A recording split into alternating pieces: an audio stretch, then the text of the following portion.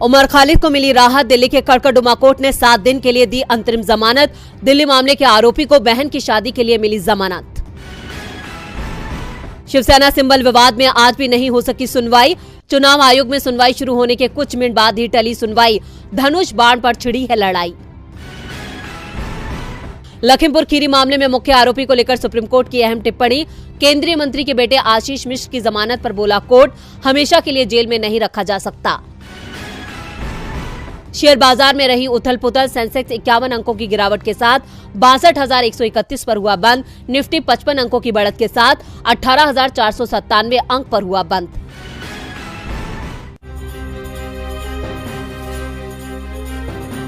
राहुल गांधी की भारत जोड़ो यात्रा आज सुबह करीब 6:45 पर बूंदी जिले से टोंक जिले में प्रवेश कर गई। आज की यात्रा महिलाओं के लिए समर्पित थी, जिसे महिला शक्ति पद यात्रा का नाम दिया गया था। इस दौरान यात्रा में प्रियंका गांधी और उनकी बेटी मिराया भी राहुल के साथ नजर आई। राहुल ने आज नारी शक्ति की आवाज को बुलंद करते हुए पीएम मोदी पर निशाना साधा और आज की यात्रा की तस्वीरें भी साझा की हैं। राहुल ने ट्वीट करते हुए लिखा, अंकिता, बिल्किस, हाथरस की बेटी और ना जाने कितनी भारत की बेटियों की इंसाफ की गुहार आज पूरे देश में गूंज रही है। प्रधानमंत्री जी, हम उनकी आवाज को शक्ति देंगे, हर पीड़ित महिला को न्याय दिलाने तक, भारत जुड़ने तक। आज की यात्रा में उमड़ी महिलाओं की भीड़ ने राहुल के जोश को दुगना कर दिया। राहुल के साथ छात्राएं और महिलाएं सेल्फी लेती दिखी, तो वहीं प्रियंका को लेकर महिलाओं में काफी क्रेज दिखा। राजस्थानी महिलाओं के साथ प्रियंका भी लोकगीतों पर थिरकती नजर आई। भारत जोड़ो यात्रा टोंक जिले की सीमा में कहीं भी नहीं रुकी और 3.25 किलोमीटर का सफर करीब 45 मिनट में पूरा कर सवाई माधोपुर जिले में प्रवेश कर गई। इस दौरान राहुल और प्रियंका ने हाथ हिलाकर लोगों का अभिवादन किया। इस दौरान ग्रामीणों ने इच्छा जताई कि राहुल गांधी देश के अगले प्रधानमंत्री बने। आपको बता दें कि राहुल गांधी के नेतृत्व में निकल रही भारत जोड़ो यात्रा में भीड़ उमड़ रही है। उनकी भारत जोड़ो यात्रा को लोगों का भरपूर समर्थन और प्यार मिल रहा है। यात्रा जिस क्षेत्र से गुजरती है, वहां के लोग पारंपरिक वेशभूषा में राहुल गांधी और यात्रा का स्वागत कर रहे हैं। लोग उनका गर्मजोशी के साथ स्वागत करते हैं। हर दिन बड़ी संख्या में लोग इस यात्रा में शामिल हो रहे हैं, जो राहुल की लोकप्रियता में इजाफा कर रही है। देश की आधी आबादी को अपना मुरीद बनाने के लिए राहुल लगातार उनसे जुड़े मुद्दे उठा रहे हैं। अब महिलाओं में राहुल को लेकर क्रेज बढ़ता जा रहा है। ऐसे में ये कहना गलत नहीं होगा कि आने वाले वक्त में राहुल की लोकप्रियता पीएम मोदी की लोकप्रियता के ग्राफ को छोटा कर देगी। गुजरात में बीजेपी ने 7वीं बार भी सत्ता हासिल कर नया इतिहास रच दिया। हालांकि इस बार बीजेपी के हाथ से हिमाचल और दिल्ली एमसीडी चली गई और आज एक बार फिर भूपेंद्र पटेल के हाथ में गुजरात की कमान आ गई। आज गुजरात में शपथ ग्रहण समारोह हुआ, जिसमें पीएम मोदी, गृह मंत्री अमित शाह, केंद्रीय मंत्री राजनाथ सिंह, यूपी के सीएम योगी आदित्यनाथ, महाराष्ट्र के सीएम एकनाथ शिंदे, महाराष्ट्र के deputy CM Devendra Fadnavis, MP के सीएम शिवराज सिंह चौहान, वसुंधरा राजे सिंधिया समेत बीजेपी के तमाम दिग्गज मौजूद रहे। आज भूपेंद्र पटेल ने राज्य के 18वें मुख्यमंत्री के तौर पर गांधीनगर के हेलीपैड ग्राउंड में शपथ ली। उनके साथ उनकी सरकार के कई मंत्रियों ने भी कैबिनेट पद की शपथ ली। भूपेंद्र सरकार में कन्हूभाई देसाई, ऋषिकेश पटेल, राघव जी पटेल, बलवंत सिंह राजपूत, कुंवर जी बालविया, मुलू भाई बेरा, कुबेर डिंडोर, भानुबेन बाबरिया हैं, परसोत्तम भाई सोलंकी, बच्चू भाई खाबड़, मुकेश पटेल, प्रफुल्ल पंसेरिया, भीखू सिंह परमार, कुंवर जी हलपति होंगे। हर्ष संघवी, जगदीश पंचाल को कैबिनेट मंत्री बनाया गया है। इनमें से हर्ष संघवी, जगदीश पंचाल राज्य मंत्री बनाए गए हैं। यानी कैबिनेट में सीएम सहित अभी तक 17 लोगों को जगह मिली है, लेकिन इन पहली सूची में हार्दिक पटेल का नाम नहीं है, जिसके चलते अटकलों का बाजार गर्मा गया है कि क्या हार्दिक को आलाकमान ने इनाम नहीं दिया या फिर अभी उनके नाम पर मंथन जारी है। हालांकि कैबिनेट में अभी 10 और मंत्रियों को शामिल किया जाना है। ऐसे में उम्मीद की जा रही कि अगली सूची में हार्दिक पटेल का नाम भी शामिल हो सकता है। इसके अलावा भूपेंद्र पटेल जहां दूसरी बार सीएम बनकर गदगद हैं, तो वहीं उनके सामने चुनौतियों का पहाड़ है। बीजेपी सरकार के लिए जमीनी स्तर पर काम करने और संकल्प पत्र की घोषणाओं को पूरा करने की सबसे बड़ी चुनौती होगी। भूपेंद्र पटेल को बतौर मुख्यमंत्री चुनावी वादों को पूरा करने के लिए वित्त जुटाना होगा। बीजेपी को अपने चुनावी वादों को पूरा करने के लिए कई हजार करोड़ रुपए सालाना खर्च करने होंगे। गुजरात पर पहले से ही कर्ज का बोझ है। ऐसे में अब देखना होगा कि भूपेंद्र पटेल जनता की उम्मीदों पर खरे उतर पाते हैं या नहीं। कर्नाटक में 225 विधानसभा सीटें हैं, जिसके लिए अभी से चुनाव की तैयारियों ने जोर पकड़ लिया है और सभी दल, खासकर सत्ताधारी बीजेपी और मुख्य विपक्षी पार्टी कांग्रेस चुनावी मैदान में कूद गए हैं, क्योंकि जहां एक तरफ बीजेपी दक्षिण के एकमात्र राज्य में सत्ता बरकरार रखना चाहती है, तो वहीं कांग्रेस दक्षिण से बीजेपी को आउट करना चाहती है। ऐसे में कांग्रेस अध्यक्ष मल्लिकार्जुन खड़गे ने अभी से राज्य में चुनाव प्रचार की कमान संभाल ली है। जहां शनिवार को खड़गे ने अपने गृह राज्य में कांग्रेस कार्यकर्ताओं से बात कर उन्हें जीत का मंत्र दिया था, तो आज फिर कांग्रेस अध्यक्ष मल्लिकार्जुन खड़गे ने कर्नाटक चुनाव को लेकर नेताओं संग बैठक की, जिसमें टिकट वितरण और प्रचार अभियान को लेकर हुई लंबी चर्चा। ये तैयारी बता रही है कि कर्नाटक के लिए कांग्रेस कमर कस चुकी है, जिसकी एक वजह राज्य में बीजेपी की कमजोर स्थिति भी है, जिसका फायदा कांग्रेस उठाना चाहती है। और कांग्रेस लगातार बीजेपी सरकार पर निशाना साध रही है, साथ ही उनकी खामियों को उजागर कर रही है। इस सब के अलावा बीजेपी अंदर से कमजोर हो रही है। जहां मल्लिकार्जुन खड़गे अभी कर्नाटक में हैं, उसी बीच बीजेपी के 2 एमएलसी AH विश्वनाथ और संदेश नागराज ने बीजेपी छोड़कर कांग्रेस में जाने की घोषणा कर दी है, जो बीजेपी के लिए एक करारा झटका है। वहीं इससे पहले मल्लिकार्जुन खड़गे ने कार्यकर्ताओं से मुलाकात की थी। उस दौरान उन्होंने कहा था वो पहले ही कर्नाटक जीतने के लिए तमाम प्रयास कर रहे हैं, इसलिए मैं अपने सभी नेताओं से आग्रह करता हूं कि वो गांवों में जाएं, राज्य भर में यात्रा करें और भाजपा, मोदी, अमित शाह और उनके मंत्रियों की तरह लोगों को हमारी पार्टी की ओर आकर्षित करें।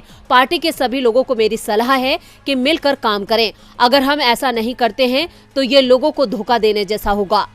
इसके अलावा किसी भी तरह की आपसी मनमुटाव की स्थिति पैदा न हो, इसके चलते उन्होंने पहले ही साफ कर दिया था कि पार्टी आलाकमान तय करेगा कि कौन मुख्यमंत्री या मंत्री बनेगा।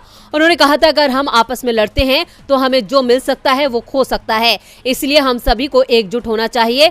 यानी मल्लिकार्जुन खड़गे अभी से राज्य में कमान संभाल चुके हैं और उसके परिणाम आने भी शुरू हो गए हैं।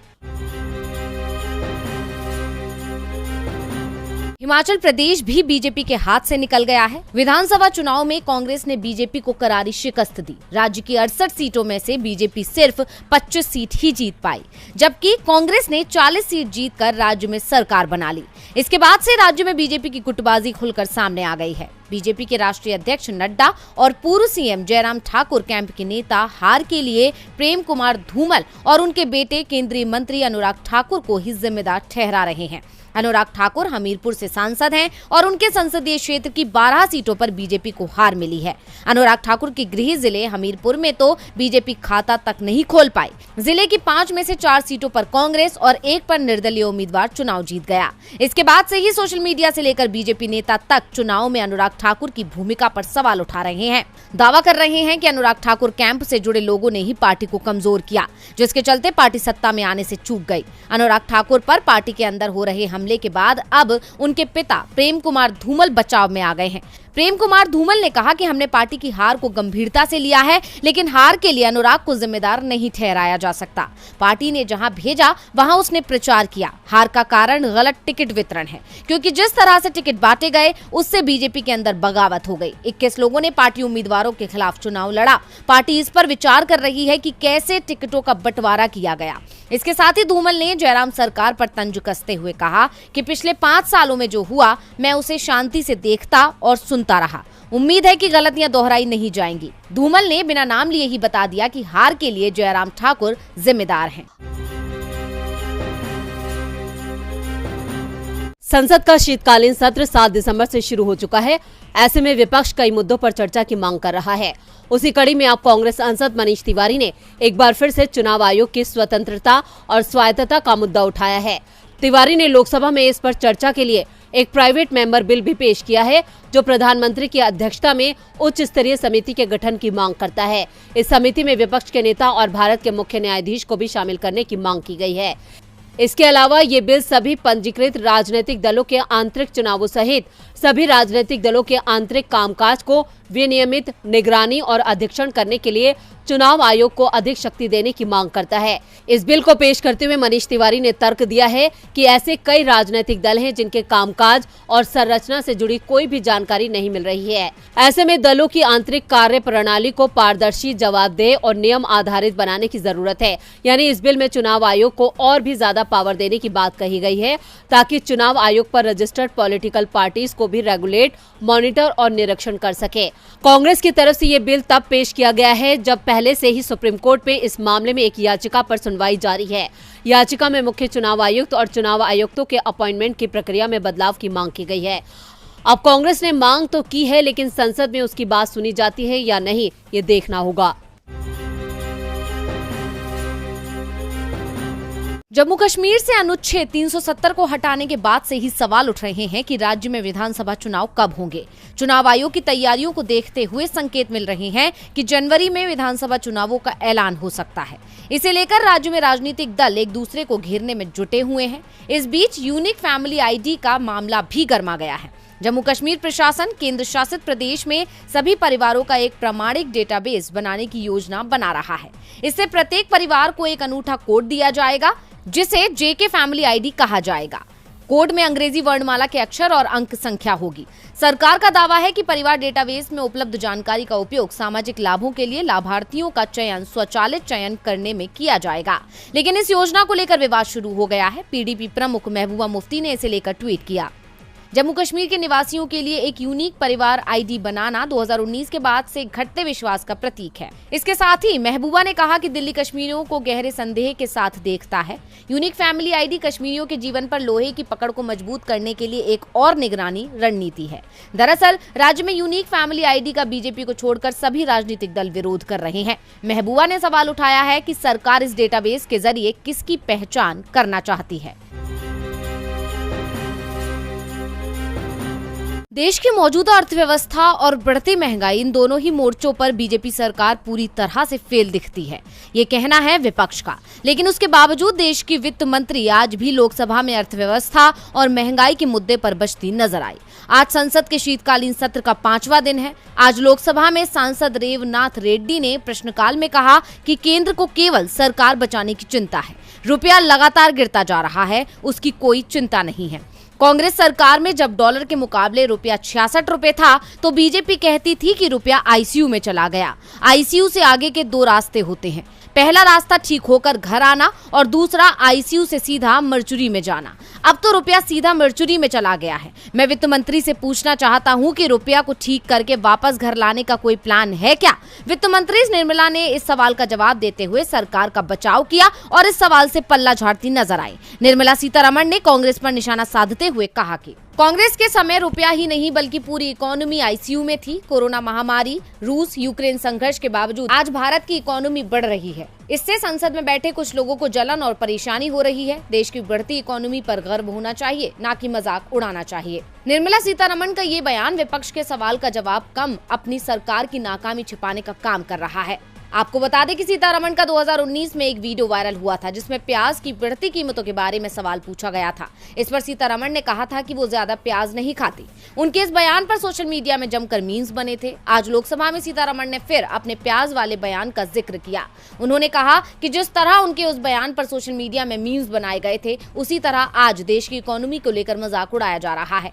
पूरी दुनिया में भारत की इकोनॉमी का डंका बज रहा है, लेकिन कुछ लोग इस बात को पचा नहीं पा रहे हैं। देश की मौजूदा अर्थव्यवस्था की क्या हालत है, ये किसी से छिपा नहीं है। अब वित्त मंत्री कुछ भी कहें, लेकिन उनके आज के बयान ने फिर से सरकार की किरकिरी करा दी है। खबरों में बने रहने के लिए आप हमारे YouTube चैनल को सब्सक्राइब करें, लाइक करें। साथ ही लगातार अपडेट्स पाने के लिए आप हमारे बेल आइकन को जरूर प्रेस करें।